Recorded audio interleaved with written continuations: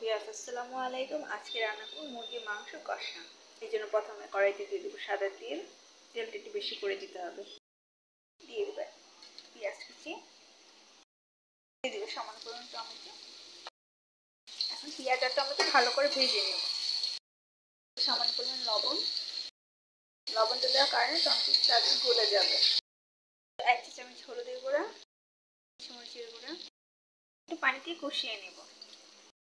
এখন পরিমাণ মতো আদা আর রসুন দিয়ে দিব। আমি ধনে, জিরা এবং মৌরি একসাথে 3টে বেটে নিয়েছি। মশলাগুলো আমি ভালোভাবে কষিয়ে নেব। মশলাটা আমার কষানো হয়ে গেছে। এখন দিয়ে দিয়েছি মুরগির মাংস।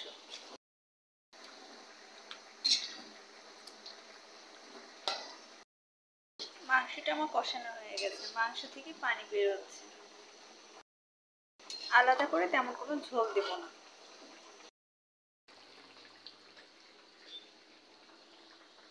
এখন দিয়ে দিব পরিমাণ মতো গরম মশলা। মাংস আমার হয়ে গেছে। নামানোর আগে দিয়ে দিব 3টি কাঁচামরিচ। তৈরি হয়ে গেল আমার মুরগির মাংস কষা।